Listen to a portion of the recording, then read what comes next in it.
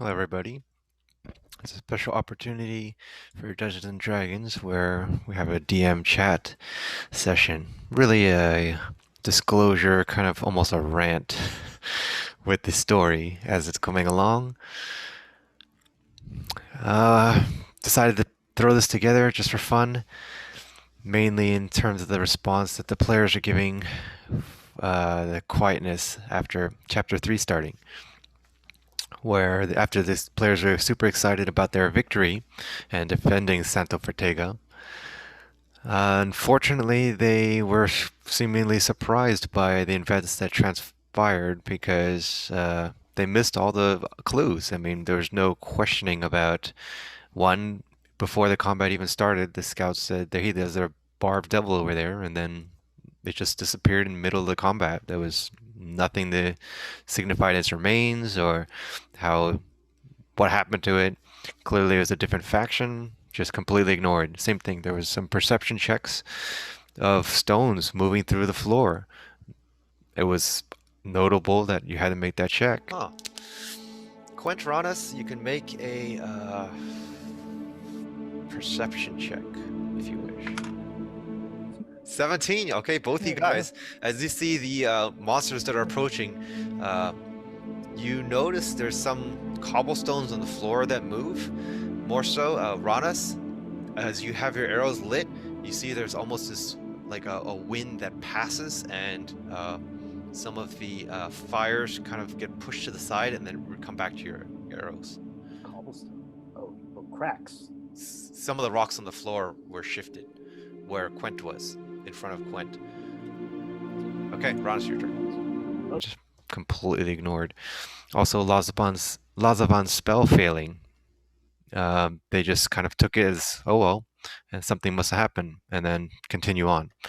So, with all the delays and such not, then who's to say that they couldn't expect that powerful mage that which they betrayed and took their owl willingly, and also Lazavan gave. There's just so much. All right, I digress. Let's focus the conversation. So yes, there were plenty of story clues that were adding throughout the story. We see that middle of chapter 2, Lazavan was interrogating the owl Sophist, and there was a scrying spell that peered through the owl's eyes to see Lazavan, suggesting that this wizard is very powerful, able to fight against the Abjur's magics. Actually, everybody said don't make allies, and yet this crazy powerful wizard with all these illusion and spells that they don't really pick up on what it does. Like they've seen her walk through walls, no questions asked. They've seen illusions that she's created, and it doesn't really register. I don't know. Are the players not getting magic? Maybe. But they still took her owl, and the owl willingly departed the illusion and went with Mira. The owl was a problem. We know that, but they didn't really do anything about it. They said, "Hey, let's take out the beholder," and rightly so. They probably faced one threat; they can't do both. Split the party. We'll get to that.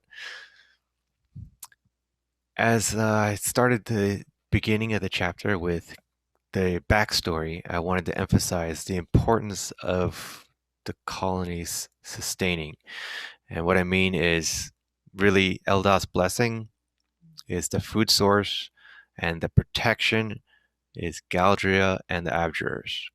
Without that, they are pretty much dust, piles of dust. Even that, when the scroll is released by, relinquished by Lazavan, and we see at the very top, at the end of the last session, at the beginning of this session, Galdria's name is there, signifying the importance of this character, which character they've never ever met, even in her sickened or comatose state.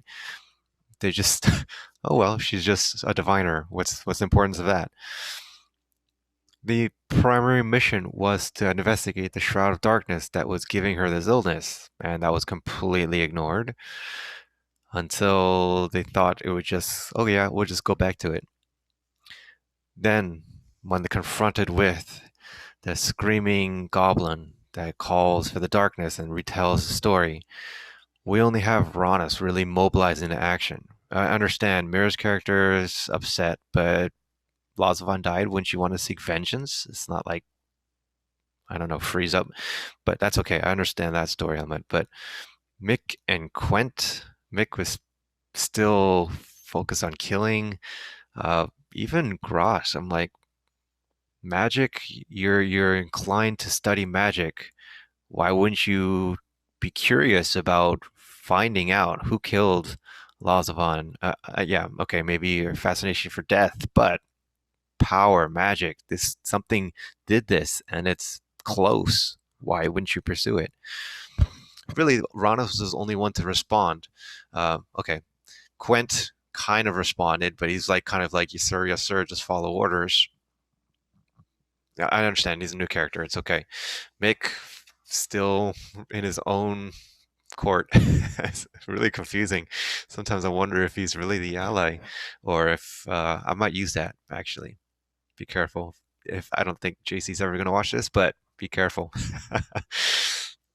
Your actions go down a path that may be used for a different side. As you also mentioned last episode, you want to change alliances. Who knows? Anyways, back to splitting the party. Ronas goes up north to be valiant and try to find what the darkness is. Confront it, save Lady Galgia. How heroically valiant. What does he do? He sneaks up, perhaps his arrow, listens for like a little bit. She's giving a big talking blurb, fires at Vixen, which is now revealed to be Riel, thanks to Galdria yelling out the name. And then she stops the arrow. I mean, she does take it, and meaning she takes the damage. And then Ronas is like, oh, okay, that did almost nothing. Follows Galdria's request and leaves, knowing that it's going to be a whole minute at least. It took him 30 seconds to get there, 30 seconds back, talk to people, 30 seconds. That's a minute just for Ronis, and he's super fast. Everyone else, it's going to take at least a minute and a half, 2 minutes, and that's easily 10 rounds of combat. I don't know if they understand the timing and the importance. But what choices do they have? Self-sacrifice? I don't know. All right. The biggest problem is they now face a situation where they can no longer stay in their home. This safety fortress, really a refuge, Sancto Fortega, hence the name. It's no longer a sanctuary nor a fortress. They move north, and the only people that know about the north are the Chalding people that survive, Yanala and Barnabas, and maybe Shardia because it seems like she's really been the only friend of them. And do they bother talking to either of them? No. Even Quent's reactions to Shardia is really null. There's almost nothing. So they're like, nope, let's just go ahead and do it ourselves. Relevant says, hey, is there anyone that you want to bring to help guide your quest? Do you think you need guidance? Going to new territory. Yes, you killed the beholder and you're feeling confident, uh, but you're not familiar with this land. No one really is except Shah Eldin people, maybe Shardia. No. You have a chance to befriend these people, to understand their story. Shardia invites people to gambling. Perfect opportunity to learn about the culture. Not interested. So they're going to go in blind into this new world and cross this bridge. After they do so, they're going to be in for a rude awakening because there's elements that are just the party is not going to be prepared for. I'm curious how they're going to react.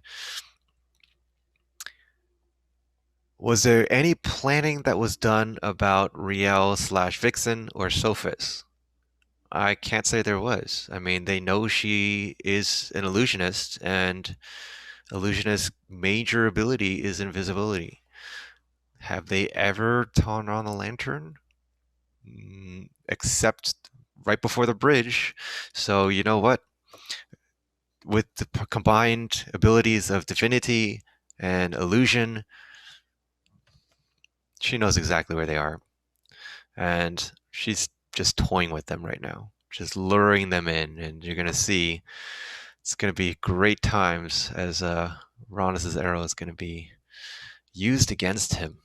And I'm sure he's not going to like that. Huh. But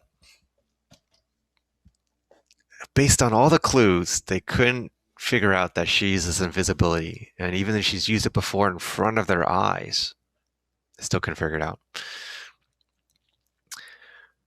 Okay, so maybe Lazavan's done, Galdria's done. We'll see what happens in this new territory. I'm, I don't know. I'm definitely in support of the party for sure. I want to see more adventures happen. But if they're not into the storytelling element and not really divulging into the backstory, they're going to miss out on several critical clues that will guide their path, which is fine. I mean, if they're into playing the game, that's the main thing.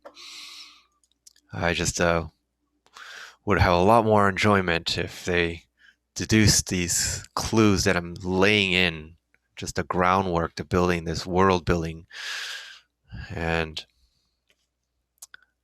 who knows, maybe that might change. Either way, I've plenty of tricks up my sleeve to make things interesting. That's my rant for now. Let's see how chapter 3 unfolds.